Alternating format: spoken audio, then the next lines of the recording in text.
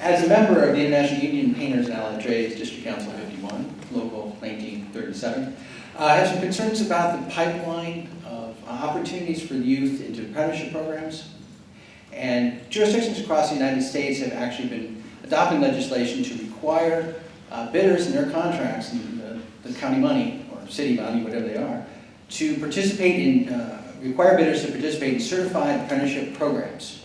So that way the kids in the community have opportunities to learn a trade, and there's a looming shortage in the construction trades, and I want to know if you would support legislation that would require bidders to participate. What's the question? Requiring legislation to require bidders to participate in certified apprenticeship programs. Bidders on county construction projects? County-funded construction projects. You know, it's a question I haven't been asked before, Eric, so I mean, we have to achieve a balance where we do provide contracting and subcontracting opportunities for a wide range of local businesses. I'm the sponsor of the Local Small Business Reserve to try to keep as much as possible of the hundreds of millions of dollars we spend on local procurement, local contracting of goods and services in the community. I'm very, very supportive of apprenticeship and training opportunities. As I said earlier, not every job requires a college degree. Whether we would have as a condition of every construction project that every contractor must provide apprenticeship opportunities, I'm a little concerned that that might be a problem for small and minority business participation. But I'm not shutting the door on it, I just need to understand it better. So I think it's important to try to offer apprenticeship programs and also local hire requirements. I look at some job sites and you see people who are not anywhere from around here, and the ability to import really, really cheap labor from out of state while people in the county are looking for jobs, I think is wrong. And I think requiring local hiring is a good thing.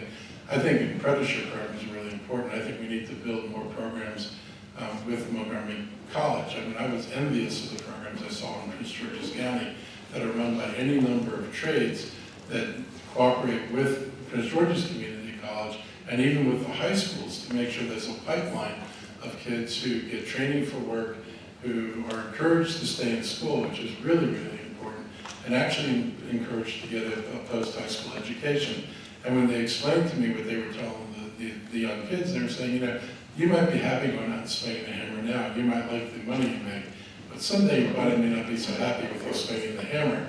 And you might want to actually run your own business. And if you can't write a decent proposal and you can't do the decent math, then you're not going to be successful. So this linking of kids from high school through the community college, I thought was really important, and the unions played a big role in that.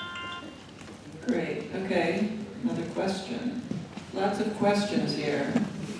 This one starts with Mark. Okay, we have a theme tonight about your commitment to preserving the environment, so I'm going to continue with that theme. And that is a couple questions. Will you support and move the county towards a zero waste goal? Will you work to implement the county composting bill that was passed last year to move us towards that goal? Because as we know, composting is important in slowing climate change. And lastly, will you sponsor legislation that moves us away from one-time use plastic? Thank you. I could say yes to all those things. I mean, I do agree. As other people are dealing with getting rid of one-time use plastic, I think it's something whose time has come. I can certainly drink my drink out of a cup. I don't have to have a plastic straw. I understand there are substitute straws if you don't want to use plastic. So I think that's perfectly feasible. I do think that the incinerator, which comes up for renewal, that we need a plan to get us out of the incinerator before that renewal date. And I will work with our Department of the Environment to make sure we have a plan to do it. And again, other people are doing this. And if we were wandering in the wilderness by ourselves, I'd say, okay, this is maybe too much of a lift. But we can learn from other people who have done this. We can figure out how to get this done. I really believe that it's important to move in that direction. We have not been able to successfully clean that waste stream. We've got problem burning stuff, and the work you would have to put into making sure you didn't burn the stuff you should have burned would drive the cost of this thing through the ceiling. I think it's just much better to do what you can. Point source reduction to the extent that you can achieve point source at the county level is really difficult, but I think that's a broader goal to look at for the state. But I'm with you on these things. I'm mostly in agreement with that. The problem with the composting plan is we do not have a place to put the compost, and we're not going to put it in the agricultural reserve. There is no community that has completely solved the issue. Nobody wants to live next to a compost heap, so we just don't have an answer to that. Mr. Berliner introduced a law, we all voted for it, but we haven't found a place to put the compost. We voted for a styrofoam ban. I'm certainly open to looking at other ways to minimize container use into the waste stream. We need to do a much better job of enforcing the recycling mandate in the business sector, in hotels and motels, so a lot more vigorous enforcement by the Department of Environmental Protection. The issue with just shutting down the incinerator precipitously is it's an environmental justice issue and it's a carbon emissions issue, because if you haven't achieved zero, which we're moving in that direction, we're ahead of a lot of other communities, but if you just shut down the incinerator precipitously, you end up trucking your waste to other communities, and then they may be poorer. I mean, as it is now, we're trucking the ash from the incinerator way down to Fincastle, Virginia, which is expensive, it's unfair, it's a low-income community, they're willing to accept our waste, but that's an environmental justice issue, and the trucking is a carbon emissions issue. So I'm very realistic about this, I'm well informed on it. We need to move aggressively in the direction of achieving zero, but if we haven't achieved zero yet, we can't just ask someone else to take Montgomery County's elite garbage. These are challenging problems. So, lots to think about. Okay, next question. So thank you very much for this forum. I'm a new precinct official, and as we canvass this summer and fall in our precinct and other precincts, we very, very often heard from residents who said they didn't think Governor Hogan was as bad as they expected him to be. So I'd like your elevator speeches on how we should respond to that kind of comment. Well, thank you for being a precinct official. I was precinct official also and chairman of the Democratic Central Committee for 5 years. It's very, very important to do just what you're doing, to be out in the neighborhoods. I think the question is, what are we doing to reduce educational disparities? What are we doing to invest in our infrastructure? Are we cleaning up the Chesapeake Bay? Are we providing an environment in Maryland where everybody feels that he or she is being treated with dignity? And if we're not doing those things, then wouldn't it be great to have a governor who's responsive to working families, who puts education first, who puts cleaning up the Chesapeake Bay first? I don't think we need to run a harsh negative campaign against Larry Hogan. I think the question is the Democrats need to provide a positive vision about supporting the middle class, creating jobs, providing dignity, and providing a real local model of inclusiveness, effectiveness, and being progressive. And I think Democrats can do that here at the local level. That's what I'm trying to offer, and I hope as your next county executive, and I think whoever our party nominates for governor needs to do that. Not run a negative campaign against Hogan, but rather offer a positive vision and paint a picture of a Maryland that we all want to live in. So I'm not a big fan of running against Hogan or, frankly, the Orange Man, because I don't think that answers people's questions about what are you going to do. I think the Democrats have to come up with a coherent message. I thought they lost the last election at multiple levels because it did not have a coherent message. But certainly, when you look at the fact that Brian Frosch and Peter Franchot would have beaten Governor Hogan, it tells you that Democrats came out and people were willing to vote for a Democratic message. They just weren't willing to vote for that Democratic candidate. So I think message is really, really important. I think Hogan's going to do a line along the sense of, are you worse off than you were 4 years ago?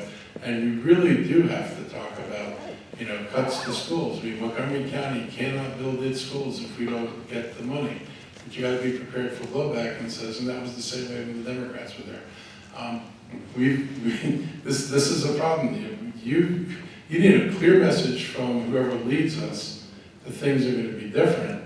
You need Democratic candidates to support that candidate and echo that message. It would be a lot more effective if the governor's not out there doing this himself, that every senator and legislative candidate says, I'm part of this team, and we're going to make Maryland different. Do you support Montgomery County policies to create and enhance carbon sinks, such as the county agricultural reserve? And what would you do to make this happen? Well, I'm a strong champion of our agricultural reserve.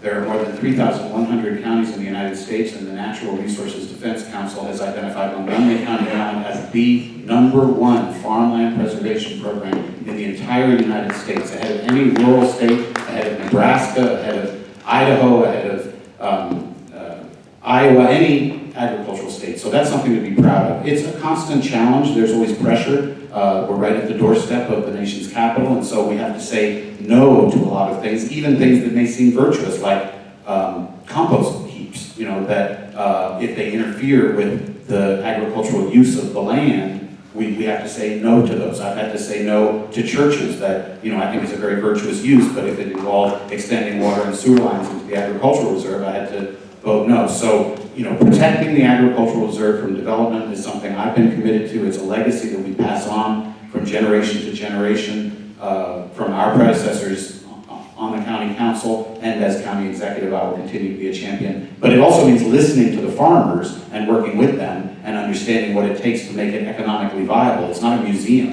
and it's not a park, it's industry, but it's an agricultural industry and it has special needs and we have to be responsive. I think that, this is really a two-pronged approach, but nobody on the council in the time that I've been active has, proposed undoing the Ag Reserve. And so I feel pretty solid about preservation and protection of the Ag Reserve. I would never do anything to undo the Ag Reserve. But I think, maintaining the farmers' support for the Ag Reserve is really important. And we've tried to make sure they can continue to practice farming. If we want them to do more than just grow hay, they're going to need support for other crops. We're going to have to expect that, my God, there may be trucks on the road up there. And there are probably going to be smells. And, you've got people living in the Ag Reserve, who sometimes expect it to stay, that ag means quiet, pristine, and without impact. And the truth is agriculture has impacts. And that's important for them to continue to have those impacts if they're going to be successful. So I think, we've got to be good friends of the farmers. We've got to be good friends of the environment up there. And I'll certainly do everything I can to make sure that the farmers are prosperous and the Ag Reserve remains unchanged, untouched. Next question. What would you say to taking a European-style approach to improving public education in the county by adapting the MCPS system to expand the school faculty workforce and training programs to cover both a morning set of classes to the afternoon and a afternoon to evening set of classes? Your turn. So we don't make school policy, as the school board constantly reminds us. But I do think that doing more to encourage employment and job training is really, really important. I was in Prince George's, I was at a COG meeting in Prince George's County, and the people from Prince George's Community College were talking about a program where they had 450 kids who were taking classes and getting degrees, co-degrees, for their community college degree and their high school degree at the same time. And they were talking about building a 3,000 person school that would offer dual degrees to high school students who want to get certificates and degrees in fields of work, as well as complete their high school work. So I think there's more that we can do, and I think we've got to be more deliberate. I always remind people, you got to be careful about not training people for yesterday's jobs. Anybody who thinks you can just absolutely stay on top of the job market and predict who I need next year is likely to be wrong. So I think we've got to be nimble about this, but we owe our kids better. We focused on college education, not so much on vocational, and it's time to recognize that all work has dignity. As county executive, I expect to use my bully pulpit to advocate very, very strongly to eliminate educational disparities in our school system. And the school system is responsive when elected officials outside the school system insist that things happen. This morning in the Education Committee, which Mark sits on, Superintendent Jack Smith reported on a dashboard system of providing measurable data that the public can follow to understand whether over time we are reducing our achievement and opportunity gap. That is language that I included in the budget because we need transparency, we need accountability, we need to know if we're getting a return on investment for the dollars that we're investing for this precise purpose. We should not accept the fact that white and Asian kids have greater opportunities than black and brown kids in our schools. Whether that means a longer school day, whether that means more after-school opportunities, whether it means weekend learning opportunities, we've got to measure our efforts and report to the public on whether we are achieving a diminution of the disparity. So I certainly expect, as I already have been, Jack Smith was in my office Thursday morning talking about these issues, I certainly expect to be actively involved in measurable ways of reducing educational disparities, including the potential of a longer school day. Thank you. Okay, now, next question. Hi. I understand DC is moving aggressively towards implementing a carbon tax policy, or legislation, I should say. And I want to know if you support something similar in Maryland, and if you support it, how you would support it on the county level, and if you don't support it, why not?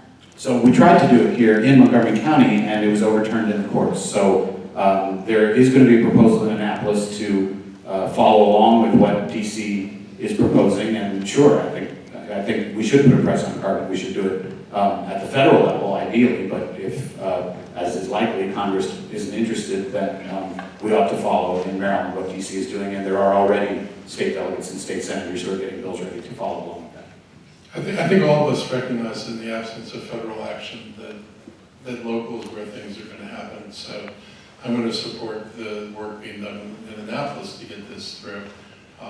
It was unfortunate that a judge decided that we had unjustly targeted the only coal-fired power plant in Montgomery County. We all thought we did the right thing, and it was unfortunate we got overturned, but the state has more authority than we do. Hi. I have a question that's part of the Jews United for Justice 2018 Montgomery County agenda. Now that we have the minimum wage raised to $15 an hour, we need other protections to make sure people in our county have good jobs and earn a decent living. Would you support legislation to ensure hourly workers get their schedule in advance so they can plan their lives, enact a 30-hour work week to service workers, and require offering additional hours to current part-timers before taking on new employees? You know, I was at the Jews United for Justice event last night. Mark was there as well. And I asked them what was on their agenda for Montgomery County, and I'm not aware that scheduling is part of it. They didn't say anything about that. So I'm not going to commit to a new employer mandate until I fully understand what's being proposed. So I haven't seen the bill that you're describing, and I'm not in a position to say whether I'm for it or against it. And as far as I know, Jews United for Justice has not asked us for that.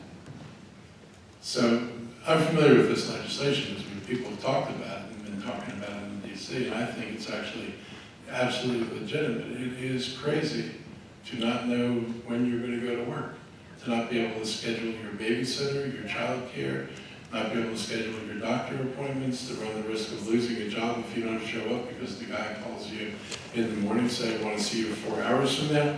And at the same time, people go to work and then they're told to go home. And it's like, so how do you ask somebody to be loyal to this person as an employer when you come in to do your job, you haven't taken another job, and then the guy says, well, you know, I think you need to go home, now go home. I think that there's more to be done. I think just cutting people loose and letting the free market decide how they're going to treat people as if you were a bunch of machines that somebody turns on and off at the pleasure of the person who owns the machine. Well, no one owns human beings. And if you make a commitment to work, and if your employer expects you to show up for work, then you should be able to expect that the work's there and he schedules you decently.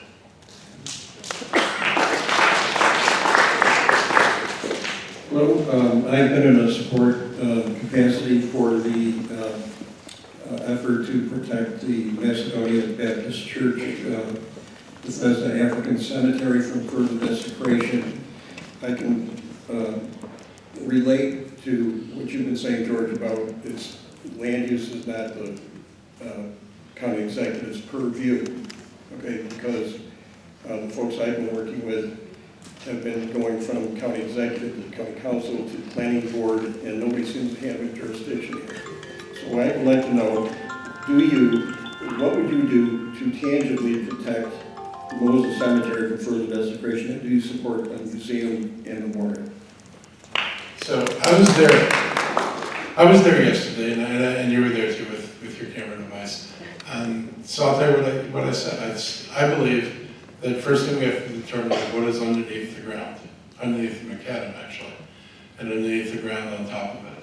And that if it is true, and I said I would find out and follow up on this, if it is true that the HOC has said they don't care if people go there and do a study, and Park and Planning has no right to dictate what kind of study it is, they actually have no right to tell HOC what kind of study you have to approve or not, then I would support doing the full forensic study, which cost a whopping, I think it was $28,000, a mere 1/5 of what we spent on a crappy minimum wage study, to find out what the truth is. And I say, well, we know what the truth is, and know whether their body's there or not, and what the conditions are, then we go ahead and we look for making decisions. If it comes out that there's a cemetery there, it's perfectly reasonable to expect that we do something on the top to memorialize it, whether it's leave the cemetery, green the area above the cemetery or something like that. I could not commit to a museum. I think a living memorial that they talked about yesterday made sense. Museum could be a huge capital issue, and I would say there are lots of African American communities who've experienced injustice. Let's hear from So it's hard to pick which is the right location. George's turn. I anticipated this question would come up tonight, and I checked with Stacy Spann, the Executive Director of the Housing Opportunities Commission. The Housing Opportunities Commission is acquiring the land because in the long run, it costs them less to own than to lease, but it is not building a parking garage. It is not building any new structures. It is not disturbing the land any further. So I understand